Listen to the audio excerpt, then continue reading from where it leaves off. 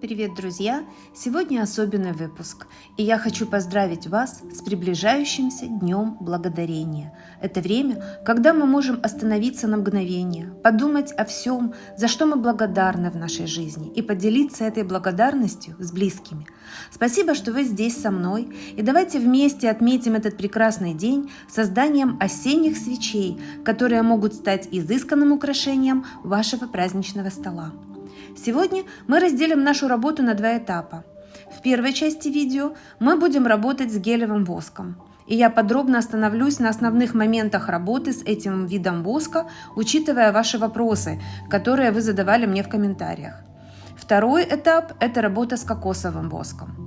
Сейчас у вас на экранах вы видите все, чем я буду пользоваться. Это камешки, это сухоцветы. Я буду выбирать различные цветы. Как правило, всегда не знаешь, когда начинаешь работать, какой именно цветок тебе понадобится. Однако же все это к вам придет в процессе работы. Естественно, нам нужны будут фитиля, потому что у нас будет сегодня два стеклянных контейнера. Один мы будем использовать для внутренней вкладки, мы будем заливать его кокосовым воском, а второй основной стеклянный бокал или сосуд, назовем его так, это тот сосуд, который мы будем наполнять сухоцветами, декором и потом заливать гелевым воском. Те, кто смотрит давно мои видео, знают, что я очень люблю давать разным предметам вторую жизнь. В данном видео мне попались на глаза эти стеклянные, я буду называть их контейнерами, мне так проще, стеклянные контейнеры, которые я даже не знаю, можно ли относить их к виду светильников или подсвечников, но тем не менее я взяла их, и мы с ними будем работать. Итак, берем сначала маленький контейнер стеклянный. Мы внутри этого контейнера закрепим фитиль, потому что именно в него мы будем заливать позже кокосовый воск. Закрепив фитиль, мы поставим этот контейнер внутрь большого, и работать мы будем с тем пространством, которое находится между двумя контейнерами стеклянными.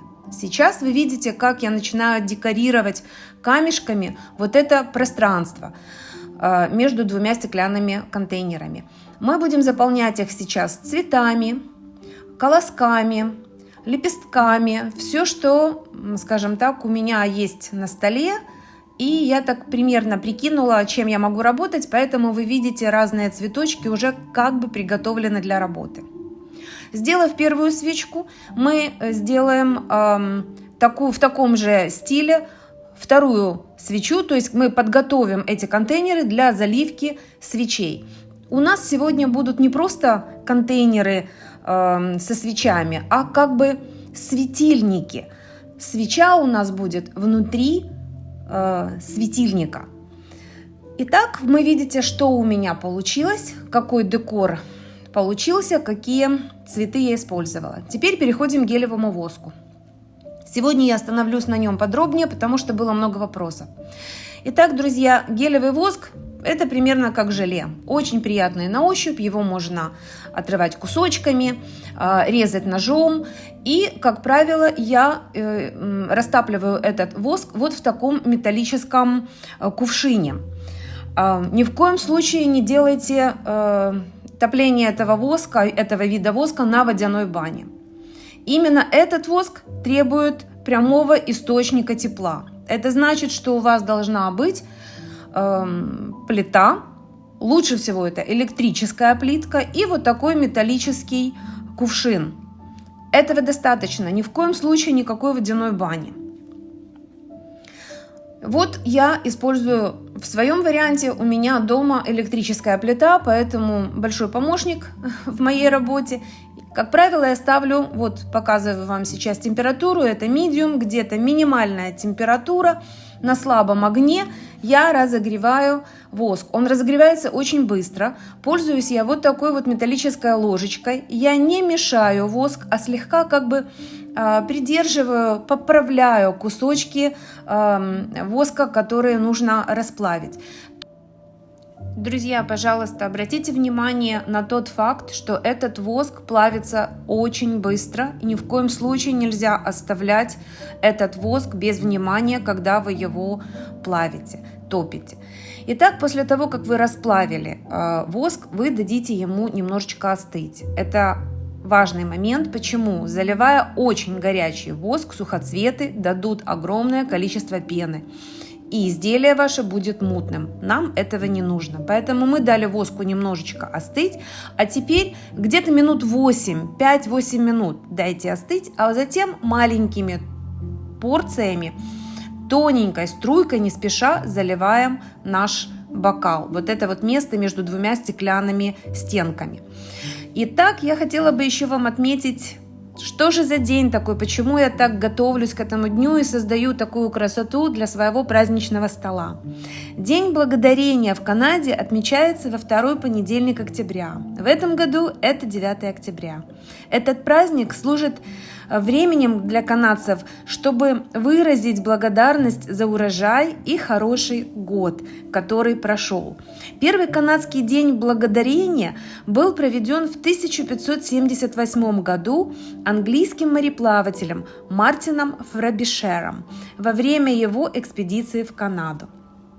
Основными атрибутами нашего канадского дня благодарения является семейный ужин, который часто включает в себя такие ингредиенты, как, конечно же, семья, хорошее настроение, а также урожай, который мы собираем, тыквы, инжир, картофель. Однако королевой вечера, королевой дня такого семейного ужина является канадская индюшка с клюквенным соусом. Также популярны пироги с тыквой и разнообразные варианты пирогов с мясом и овощами. В этот день многие канадцы собираются семьями и друзьями, чтобы провести вместе время, делясь за ужином своими историями и выражая благодарность за все то хорошее, что у них есть в жизни. Очень популярна в этот день традиция дарить благотворительное пожертвование и помогать нуждающимся именно в этот день. В общем, канадский день благодарения для нас это очень важный праздник, который отмечается с целью выразить благодарность и вспомнить, насколько важно ценить все дары жизни и быть благодарными за каждый момент, за саму жизнь человека, за семью, за друзей. Я очень люблю этот праздник и очень всегда готовлюсь к нему. И очень люблю, когда собирается моя семья за столом. Но вернемся к свечам. Итак, вот что у нас получилось в процессе нашей работы.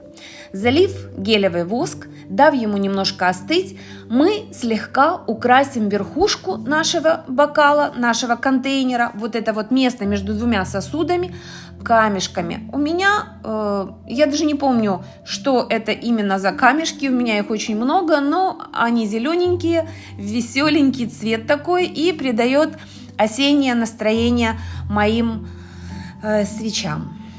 Теперь, друзья, у нас начинается второй этап. Сделав наш светильник, мы переходим к созданию непосредственно сердца этого светильника, свечи. Никогда не выбрасывайте остатки воска, которые вы использовали в своих работах. Они всегда вам пригодятся. Чем хорошо изделие создания свечей, это безотходностью производства. Все пригодится.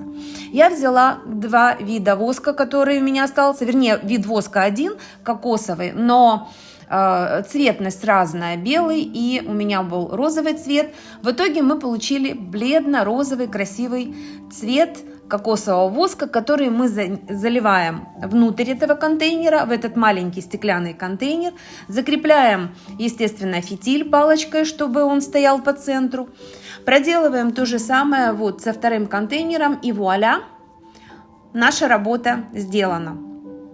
Теперь все, что остается, это только дать свечам остыть, а затем, когда соберется моя большая семья, поставить эти светильники на стол и зажечь, создав романтическое настроение для всей моей семьи. Вот, в принципе, друзья, и все. Я рассказала вам о нашем празднике благодарения, который мы ожидаем с большим нетерпением, о том, как сделать красивый декор для вашего любого праздника. для просто осеннего настроения. Если вам понравилось это видео, я буду признательна вам за лайк, комментарий, вопрос. Как вы знаете, я люблю с вами поболтать и ответить на ваши вопросы. Те, кто впервые на моем канале, друзья, подписывайтесь. Я выпускаю видео каждую среду и пятницу. Что ж, до следующей среды. Увидимся!